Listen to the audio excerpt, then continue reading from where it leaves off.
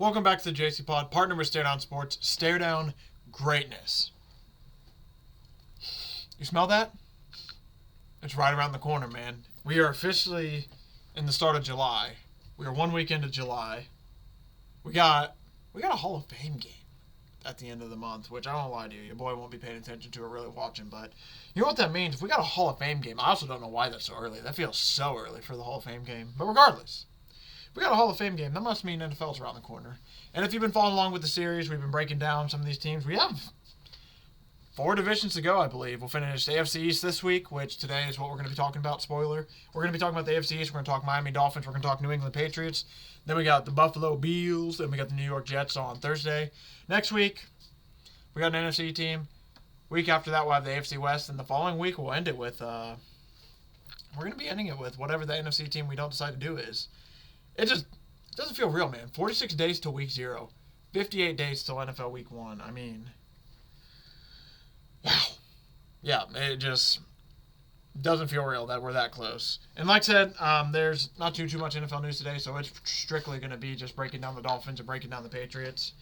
Because, yeah, there's just not too much NFL news to go over. It's kind of that dead period. I mean, I'm ready for football to start, man. I won't lie to you. We got that dead period of, like, WNBA is going on, yes, obviously. MLB is going on, yes, obviously. There's some golf as well, but college basketball, donezo. NBA, donezo. And it's that weird period where it's like, hey, you know that football's right there. It is right there. So I don't think I need to waste any more time. Let's jump right into it. So without any further ado, let's talk some AFC East action. So that being said, looking at the AFC East from last season, the Buffalo Bills dominated with a 13-4 record. And then the rest of the division kind of fell off a cliff. You had the Dolphins to go 8-9, the Jets went 5-12, and the Pats went 4-13. That Patriot one makes a lot of sense, especially with Gerard Mayo. There's a lot of change. Rough year for them. And then as for the Dolphins, I mean, not the best of years for them either. And I'm trying to think, are there any... I'm off the top of my head before I pull it up. I don't think the Dolphins had any coaching changes. I think they bring back... If anything, I think they did fire their DC, if I'm not mistaken. They got rid of their special teams coordinator, wide receiver coach, and it seems like other offensive assistants. And defensive coordinators. Yeah, special teams and defensive coordinator. Anthony Weaver's the new DC. Craig Aukerman, is the one who's going to be the new special teams coordinator. Wes Welker's actually going to be... Oh, they let go of Wes Welker. Never mind, I've read that wrong. So, yeah, he got replaced as well by Robert Prince. But, yeah, so, I mean, this is a team where offensively they stay the same. Defensively, they're going to change a little bit of identities here and there. This was a team that last year just... I don't know a way to put it. I mean, it's just one of those things where they just did not... They had their moments last year. I mean, it's pretty much is how it's been for the last couple of years for the Dolphins. They beat the teams they should beat. Lose 1 or 2 games to a team they probably shouldn't lose to, and then they lose to all the good teams. Beat the bad teams, lose to the good teams. So I don't want to say it's been the theme of the Mike McDaniel area, but it almost kind of has been. But look at their 2 deep. They got Tua Tagovailoa, quarterback, Zach Wilson, Quinn Ewers as the backups. Devon Achane, Jalen White, Alexander Madison, Ollie Gordon II. Sounds like they're really kind of high on Jalen Wright, so he should be getting a decent more carries this year. But we're going to just obviously have to see with that. Tyreek Hill, Jalen Waddle, Nick Westbrook-Akine. This is a team that also just made a trade that we need to talk about after I go over 2 deep. Malik Washington, D. Eskridge, Eric Ezukanma is their wide receivers. They got Darren Waller, Julian Hill, Farrell Brown as tight ends, Alec Ingold as fullback. Defensively, they got Kenneth Grant, Benito Jones, Zach Sealer, Jalen Phillips, Tyrell Dotson, Jordan Brooks, Bradley Chubb, Storm Duck, Ashton Davis, Minkah Fitzpatrick, who they got in a trade, Jason Marshall, and Kader Kuo. Yeah, for this trade, though, they got rid of Jalen Ramsey, got rid of Jonnu Smith. They got Minkah Fitzpatrick and some picks back. Not going to lie, probably looking at the situation that the Dolphins were in, especially with Jalen Ramsey, probably not a horrible trade, but to get rid of Jonnu Smith and him after an offseason where they let Christian Wilkins go last year, I just won't lie to you. I am not a fan of a lot of the moves the Dolphins have been making. I'm slowly, I think I'm just realizing, like, I just might not like the Dolphins in general. Like, I won't lie to you. I have no issues with Mike McDaniels, but the head coach, I'm not really sold. Not really sold on Tua at all either. Wide receiver-wise, I mean, they're fine, but Jalen Waddle feels like he gets injured a lot. Tyreek Hill dealt with injury a lot last year. And then their next guy is Nick Westbrook-Ikine, who's a touchdown machine. But past that, I mean, it is. I'm not going to say, like, because I don't know fully some of these guys, but it's thinner depth with names that you don't know officially. But so, I mean, it goes across the board. Like, it's. I won't lie to you. I'll talk a little bit more about it after we do the schedule. So schedule, they start off the year playing. They travel to Indianapolis to play the Colts.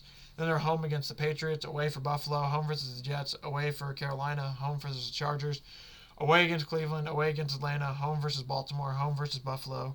They're in a neutral site game against Washington. Can't remember where that's at, but it's somewhere overseas. They do have a very late bye, Week 12 bye, which is very, very helpful for them. Then Week 13, they're home versus the Saints. Travel to New York Jets, travel to Pittsburgh Steelers, home versus Bengals, home versus Buccaneers. Last game of the season is at New England, where if you remember, never mind, it was the other way. Where back in the day, by back in the day, I mean like late 2000s, early 2010s, the Patriots were just losing every game in Miami, but it's in New England, so that point would have been not worth it. But basically, when it comes down to this team, I won't lie to you, I'm just not fully sold on Tua anymore. Along with, and it's more than just an injury thing. Like when it comes to him as a quarterback, I'm just not a big fan. I don't think anymore. It's just when it comes to Tua as a player, I won't lie. I don't think his game's bad. I don't know. I don't even know the way to describe it. It's just along with the injuries where it's kind of, I don't know how to describe it. I'm just not fully. I just fully don't trust Tua anymore. I mean, I think he has his moments. I think he has spots of being good, but the whole playing bad against bad teams, struggling in the cold, there's a lot of stuff when it comes down to it. When it comes to like winning football and getting them over a hump, I just don't know if Tua's that guy, man. And I don't know if it's and I won't lie to you, it's more of it came out last year, and I've tried. Obviously, it stuck with me, so it's pretty eye-opening to me, but it's just something about how it was in a passing comment almost, too, where, like, Tua's just like, yeah, Mike McDaniel. I can't fully remember, but it's almost a quote where it's like, yeah, Mike McDaniel just has, where it's basically if, like, Tua liked it simple, Mike McDaniel just has it way, way, way, way, way too complicated for him, or vice versa, where it's like, hey, I don't mind it being complicated, but McDaniel's dumbed it down for him. I forget which it was, but they basically have a combating style when it comes to that, where it's like, Tua's just like, I think it's like, hey, I like to get to the line, I like to look, and I like to do that, but with how long his play calls are, there's times where he basically is repeating the play call, snaps it, and he's like, got 12 seconds to basically get to the line, figure it out. So I think it's one of those things where it's just, he likes to read the defense. I'm not going to say he's Aaron Rodgers, but kind of Aaron Rodgers-esque, where it's like, drag the play clock down to like 3, 2, 1, snap it, hike it, and once he sees the defense, see what the adjustments they're doing. Stuff like that, where that's what Tua wants to do, but more of the Dolphins like, hey, play a little bit faster, and like that. Some of the play calls are like really, really long, so it's a mouthful for him to say. And so while he's trying to like figure out the defense as well, he has this mouthful sentence to say. So it's just stuff, that was just a comment he made last year where it's like, all right, gonna keep an eye on that. Because I think it's basically to the point now within a year or two, like if it doesn't happen this year, it's for sure gonna happen next year where one of these two are not gonna be on the Dolphins anymore. And that's just I'm not hearing that anywhere. That's just my opinion. Just from watching this football situation, because it's getting to a point where they just put some draft, I mean, not a lot, but they put some draft capital on Quinn Ewers. They have Zach Wilson now, so, I mean, that's the best quarterback depth they've had on the Dolphins in forever. It's just one of those situations where I'm looking at it, and it's just like, man, but the issue is I can't blame Tua too much. I mean, I can obviously blame him, but I can't blame him too much, because if you look at the situation around him, I mean, defensively, they just let all their good defensive players go, pretty much, and they let Vic Fangio go, and then very next season he won a championship with the Eagles. So it's one of those things where it's like, man. And by the way, I totally forgot that Vic Fangio left season before, so I don't know if that defensive coordinator change was for sure or not, but like I said, it's just one of those things you look at this team, it's like, man, I just don't know. And we talked about the schedule, I mean, is it tough? No. It's not the hardest schedule out there. It's just, I could see the Dolphins losing to the Colts. I could see them losing to New England, obviously once. Bills maybe once or twice. Maybe Jets once. They could probably beat Carolina. I could see them losing to the Chargers. Could see them losing to Atlanta. I could see them losing to Carolina, honestly, though, if Carolina takes a step up, which I'm kind of projecting. They'll probably lose to Baltimore, probably lose to Buffalo, and then there's Commanders they'll probably lose to. I mean, you just look at their schedule. Maybe can beat the Saints. Probably lose to Pittsburgh. Like, there's just a lot of games where you look at the schedule. It's like, yeah, I could see them winning that. It's like, but it's too healthy. And then you also got to think about weather factor, like 12-7 in New York, 12-15, these are dates, in Pittsburgh. Week 18 in New England. Like, I know a lot of their games, at least I'll admit, like later in the season, like are at home or in a dome stadium, so that's not nearly as bad. But yeah, I don't know, man. I'm looking at this team like, I don't think so. I think this is going to be a year where we need to find their over-under real quick. I got it saved, but it's one of those things where it's like, yeah, over-under win totals at 6.5. I lean the under. I won't lie to you, especially because of their schedule. I don't think this is something I'm going to take, though. We say it every week. I give it out every week, so I gotta give out something. But yeah, I don't think I'm going to take that. It's plus 150. The odds have gone down a little bit since I've taken it. But yeah, I don't know. I would see this as like a 7-8 win team at best, so the 6 isn't, I think, horrible. But I just don't see myself.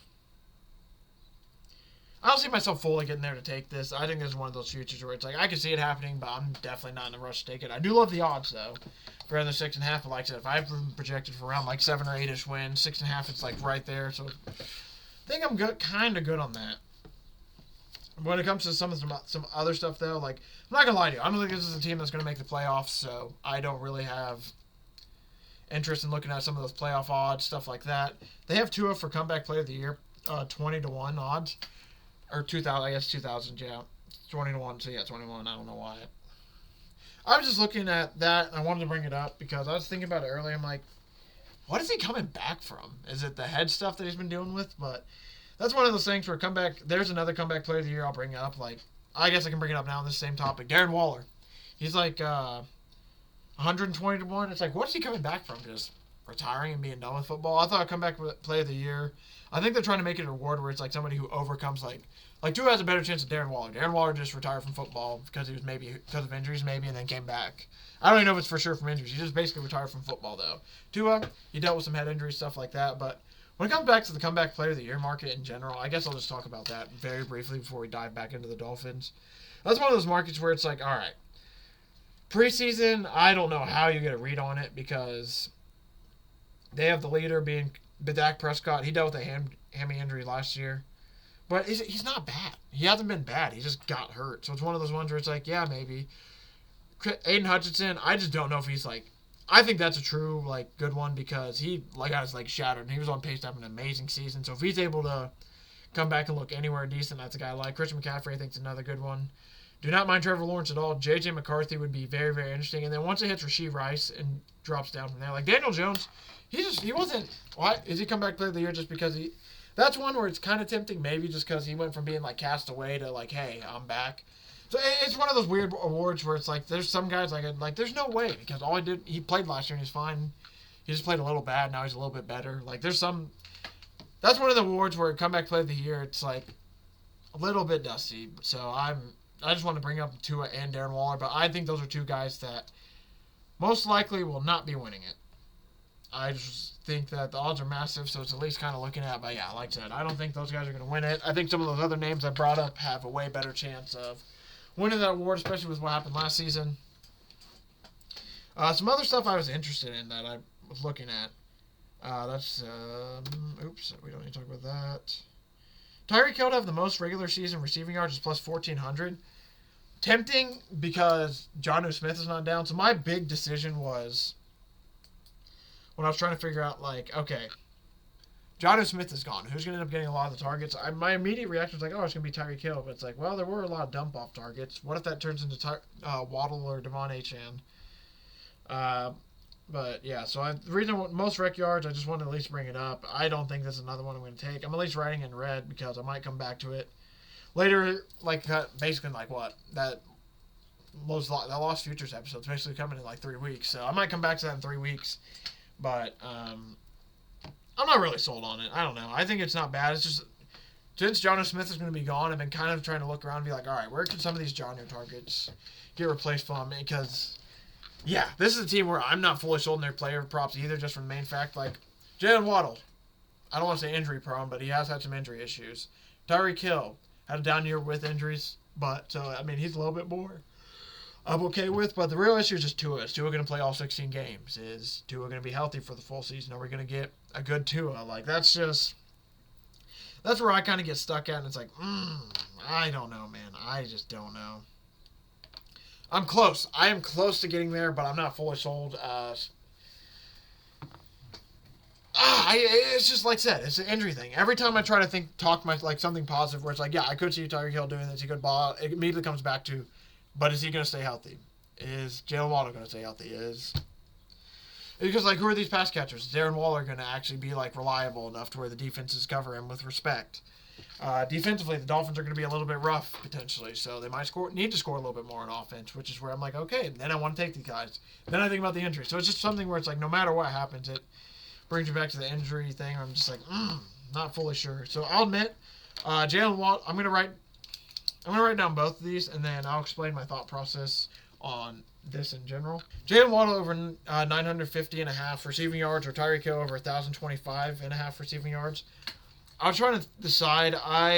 Because Jonnu's gone. Now that Jonnu's gone, like, I'll admit, if Jonnu Smith was here, I'd probably lean more towards some of his stats the way he played last year, especially at the end. But I won't lie to you. I basically have to choose between one of these guys, because the way I think about it looking is one of these guys are going to get hurt. I think, if not both, get hurt for a little bit. Devon Achane's going to get some dump-off passes. I think Jalen Wright might get some dump-off work as well. So it's basically looking at this where it's like, I don't want to take both guys. I don't fully trust them to us, so I'm going to probably just lock in on one of them. So I'm leaning towards Tyreek Hill over 1,025 receiving yards, but Jalen Waddle's number's not horrible. I think the more I've talked to it, we're probably going to lean towards Tyreek Hill's over 1,025 receiving yards. Yet again, though, good chance I don't take it. I will lie to you. I'm backed up on futures. I got like 6 or 7 more that I need to place. I still in place that I'm going to be giving out here in the future. So this is one of those ones where it's like, yeah, I don't mind not taking it, but it's something I'm at least kind of interested in. Is that Tyreek Hill receiving over. One thing I will for sure be taking, though, and this is probably the first one, maybe the only one I'll be taking this whole futures breakdown, is Tyreek Hill over 7.5 receiving touchdowns. That's plus 128. If you look at his history, it's like every other year it's like 7, boom year, 7, 13, 7, 9, 6, 15, 6, 8. It's something where every other year he basically kind of has a boom-ish year. He was kind of hurt last year, and like I said, with Jonnu Smith gone, I think there is going to be a step up in some receptions everywhere to be. Only over 7.5 receiving touchdowns, and it's at plus money. It's one of those ones where it's like, okay, I think I really like that. So I will be taking Tyreek Hill over 7.5 receiving yards. Mainly imagine Tyreek Hill over 7.5 receiving touchdowns. Because like I said, he's basically hit this every other season when he's not dealing with injuries or he's healthy. Like last year with the Dolphins, he had 13. Year before that with them, he had first year with the Dolphins, he had 7. Next year, had 13. Then he had 6. Dealt with injuries. I think he should have had more last year. He played in all 17 games last year, but he was not. Tyreek Hill was not right with his rest of the season. You could tell. But yeah, it's like 9, 15, 7, 12, 7, 6. Like every other year, he kind of has a boom year. So it's one of those things where it's like, I'd rather take the touchdowns over the receiving yards. Because, I mean, like, receiving yards wise, though, I mean, ever since 2020, 2025 was the only year he didn't get over 1,000 receiving yards. So he's basically since 2019, 2020, after that season, 1,200, 1,700, 1,700, and then he had 959. So I actually take that back. I might actually flip those. So, I mean, I might take both, honestly. I'll just take both. Hill receiving yards and touchdowns. I think he should have a bit better of a season regardless, especially if he's able to stay healthy and get back in health. But that's basically what it comes down to, is him getting his ass healthy, because he's been dealing with some big issues. And this is another one where it's like, if the news of what I'm hearing is right, I am tempted. Devon Achane, so it's Devon Achane under 7.5 rushing touchdowns. He had 12 total touchdowns last year, 6 were rushing. Year before that, he had 11 total touchdowns, 8 were rushing. I wouldn't be shocked if he gets more use in the receiving game, but this is one where I am tempted to take the under. It's minus 128, so that's the only thing that might hold me off. But I think this is a perfect number where I think the books are literally splitting it. I think it's going to be like 7. I think he's going to score like 7 rushing touchdowns at best, so it's going to be one where the hook is going to bless us a little bit. It's only 7.5. He's had 8 one year, 6 the other year. I think they're going to use Jalen Wright a little bit more. Ollie Gordon is brought in as well, so I wouldn't be shocked if he ends up taking touches later on in the season, if he ends up producing into something. So that's just a thing where it's like, I think Devon Achane will score a good amount of touchdowns this year, but they might be receiving too. So that's why I lean that under there. And then the last thing I basically want to talk about when it comes to this team, I I don't even think it's worth writing down. It's just something I want to talk about. Tua's passing props. His over/under is 3,500 passing yards. Or sorry, was it? Or is that? Oh, that's Drake May. Okay, so yeah, he's 3,500 yards, and then 22.5 passing touchdowns. I lean the under for both those, just because, like I said, health. Last year he played in 11 games, had 2,800 yards, 19 passing touchdowns. The year he played all the games, 17 games, he had 4,600 passing yards and 29 touchdowns. The year before that, he played 13, had 3,500 passing yards, 25. It's like, the thing is, he's been close. And the thing is, if he's fully healthy, so there is an issue with, sorry, I got a text that was actually pretty important. So that just blew up all my momentum. But yeah, it's one of those things where it's like I said, I lean as under just because I don't know if he's going to have a fully healthy season. But I'm not going to bet. I mean, it wouldn't be a bad bet to bet against him staying healthy for the full season. But that's just not something I'm interested in putting money in. So I just at least wanted to give those out as like, hey, those are the numbers. I lean the under. I'm not going to be taking either. Just I have zero interest in either of those. So yeah, that means my official bets for the AFC East Miami Dolphins part of this pod. We have Tyreek Hill over 7.5 receiving touchdowns plus 128. Tyreek Hill over 1,025 receiving yards at minus 114. And then I kind of like the under 7.5 rushing touchdowns. Didn't take it. Kind of like Waddle over 950 receiving yards, but I did not take that either. So that leaves us with the team that I think will have a really decent year, the New England Patriots. Man, I'm not going to lie to y'all. That text I just got, let's just say your boy was a little bit more than he thought because some calculations were a little bit messed up on a final. It's nothing crazy. Thankfully, it's nothing too crazy. It's just closing costs in the house. I was given one number. It's like, all right, that's not horrible. That's not horrible. And I'll admit, the second number's not horrible either, but when they add an extra two of them things on there, it's like, extra $2,000 on there. It's like, oh. Yeah, that's a little bit more than I expected now. So, yeah, I apologize for that little pause in between, or that little, I guess, not even a pause. It's more of like a blow up at the end where I just kind of went brain dead for realizing that. But, yeah, now we move on to what is next, which is the New England Patriots, who, like I said, they finished last year. Rough season for them last year. They went 4-13. Gerard Mayo was just horrible as a head coach. Like, no offense to him, but he just did not get the job done as a head coach. So that's not shocking that they moved on from him. Yeah, coaching change-wise, was trying to see if there was anything I missed besides Mike Vrabel. But yeah, so it's not shocking they moved over to Mike Vrabel at all. I mean, they originally probably should have went to him at first, but they couldn't because of the Tennessee thing. So thankfully for them, though, Tennessee just decided to get rid of him for God knows why. And yeah, now they have Mike Vrabel as their head coach, and Josh McDaniels coming back as the offensive coordinator. Terrell Williams will be the defensive coordinator. Basically, it's a staff overhaul.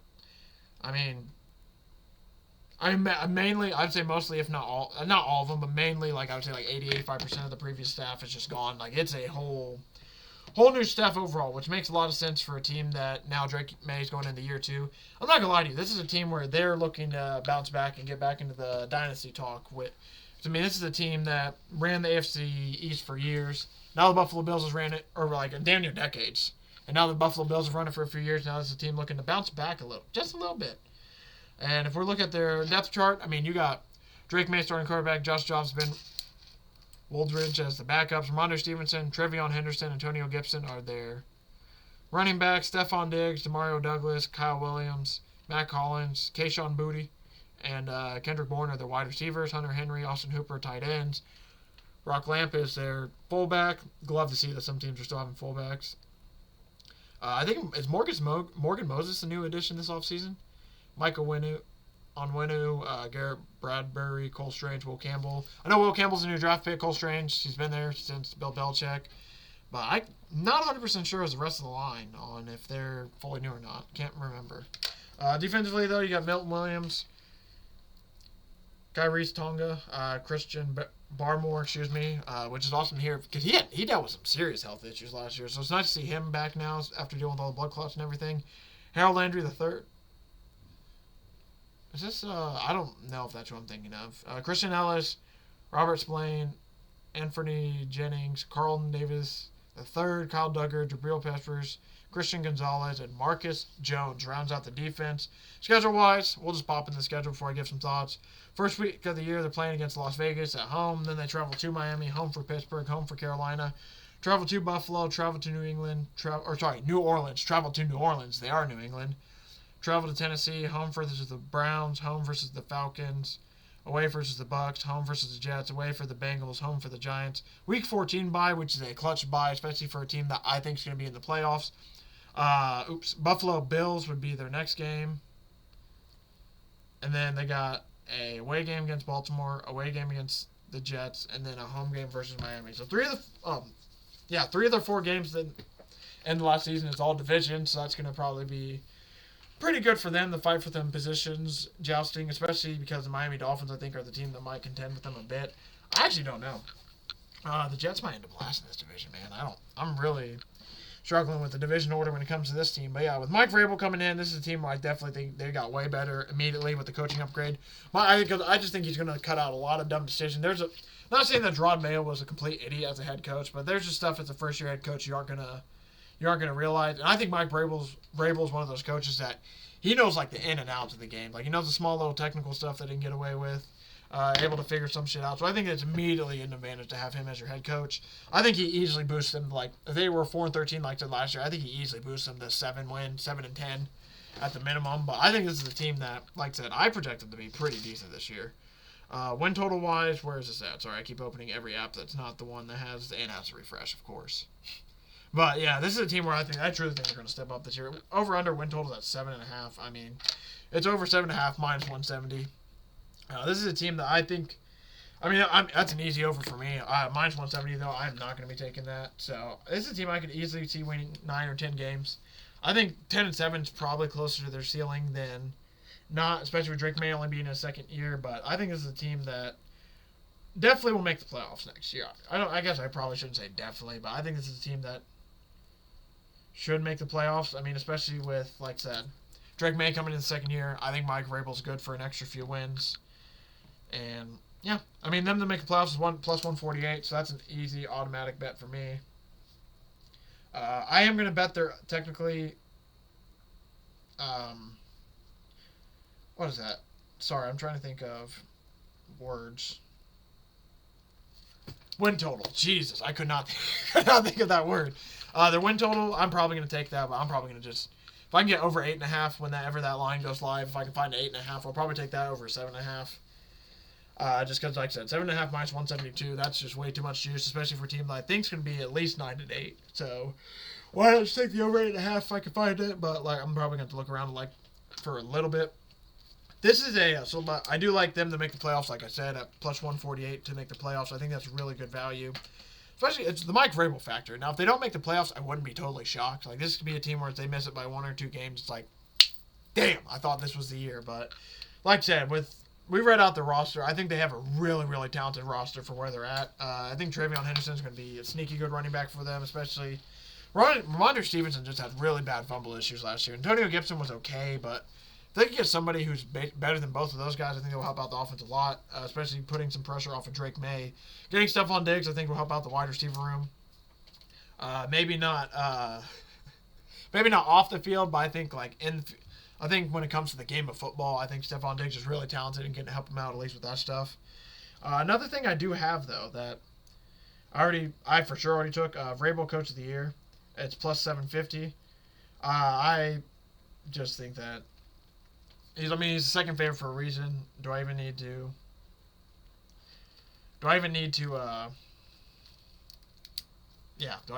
explain? Explain it, describe it. Do I even talk about it anymore? Let's be honest. That team's going to be way better with him as a head coach, and I think this is a thing where he can easily win that award, and then everyone's going to be like, why did we let him sit out of football for a year? Why was he just basically helping the Browns for free and just being, yeah. I just am baffled that, I still can't get over the Titans let him go. I don't think Callahan's a horrible coach, but they had an amazing coach right there, and the front office just said, nope, we want our guy. Still can't believe it. I'll talk about Drake May in a minute. Rushing-wise, I don't have anything for the running backs because they're going to be shuffling through a few amount of guys, I think. Way worse than the Dolphins. Like, Jalen Wright might get some carries, but, like, Devon Achane's their number one back. I don't know how long Ramondre Stevenson's going to stay the number one back. I wouldn't be shocked if Travion Henderson starts playing a little bit better. They just throw him in front almost right away. Wouldn't be shocked if they let him build up and it takes a majority of the season. Because they do have to, but he's already ahead of Antonio Gibson on the depth charts. That's something that's already, like, okay. So, that's why I'm not, and I don't even think the books have too much up for that stuff anyway. One thing I am interested in player prop-wise is Stephon Diggs. His over-under touchdown-wise is over 4.5, and it's minus 140. This is one where I'm not gonna lie to you. I'm for sure taking this, but I'm gonna wait probably another like 2 to 3 weeks. It's one of those things where I'm gonna be playing a dangerous game, trying to maximize. Like, okay, how long can I take advantage of this 4.5 number versus it changing because it now it's like, oh, he's good to go for the season. Then it jumps up to like 4.5 minus 160, or if it even goes up to like 5.5, 6.5. Because the only reason he didn't get a lot, he would have easily hit this number last year, but he got hurt. He had two against the Colts week 1. And he is by far the number one receiver in New England. And, Drake May's going to need him. But we're looking at touchdown-wise. We'll just go back to his time with the Bills, starting in 2020. 8, 10, 11, 8. And then last year he got hurt 3. He has, since 2017, other than last year where he played only 8 games, he has had no less than 6 touchdowns. Every other team, like I said, 8, 9, 6, 8, 10, 11, 8. So one of the things, they're giving me 4.5. This feels like a great number to take advantage of. But if Stephon Diggs is on the PUP to start the year and he misses the first 4 games, that's going to hurt a lot. But I think regardless, it's still a good number. I think it's just a matter of, like, I'm going to try to maximize, like, do I know for sure he's missing 4 games, or is he going to play the first month of the season? He seems like he's fine running around, but there's a difference between running around and playing football with a torn ACL. So he is coming off a torn ACL as well, by the way, so that could be another factor that it makes me a bit nervous. But it's just 4.5 just felt really, really low. Like, I was looking at numbers, I'm like, that feels insanely low for a guy of his caliber. Even though, like I said, I guess he is coming off a knee injury, so there's always that opportunity. But and there's 2 more I want to talk about. One I am not going to take. I at least just want to bring it up. The other one I will. Both have to do with Drake May. I do think he's going to take a little bit of a step up this year. The only one I'm going to be taking, though, it's over 20.5 passing touchdowns. I just think that's good. I think he's going to be about a 23, 24, 25 type of passing touchdown guy this year. So that's the reason I want to take that. It's minus 108. Look, the odds aren't too bad at all. This is one where, like I said, I think he's going to get over into the 20s. I just think the only thing I'm scared of is the game managing part, where Mike Vrabel is going to be obviously not throwing too much on his plate, so he's going to give him a chance to, like, all right, if we're up by like 14 in the third quarter, maybe we just start running the ball a little bit more and we don't focus too much on passing touchdowns. So, like, stuff like that, which obviously would make sense for football, but when it comes to betting-wise, it might hurt a little bit, but I just 20 feels low, especially for what he got last year. And then the one thing I do want to bring up is over-under passing-wise, 3,275 and a half passing yards for Drake May as over-under. I lean the under just a tad bit because mainly, like I said, I think they're going to try to control more games and let him just, like, throw the ball around no matter what. And that's basically saying, like, he only played in 13 games last year, too, though, and he had 2,200. They're saying that and his touchdown to interception ratio was 15-10.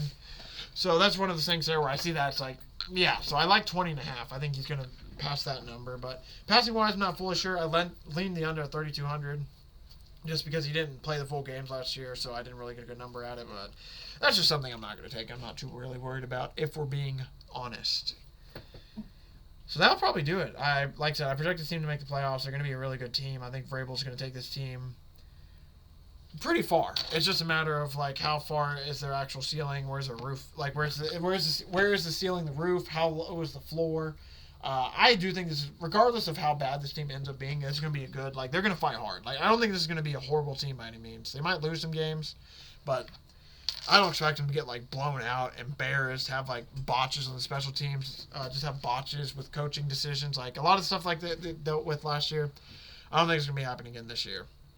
And then we're going to just real quickly look at stage elimination for the Patriots. I'm not going to look at the Dolphins because, like I said, they're minus 260 makes the playoffs, and I don't really have them in the playoffs per se. New England Patriots to miss the playoffs minus 180. I think they're going to make it, which is the plus 148. Then losing the wild card plus 320. That's kind of where I lean. Losing divisional plus 750.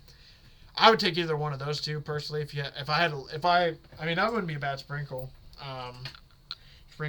Sprinkle like a hat. I don't know. I think I'd just rather make the playoffs and not worry about that.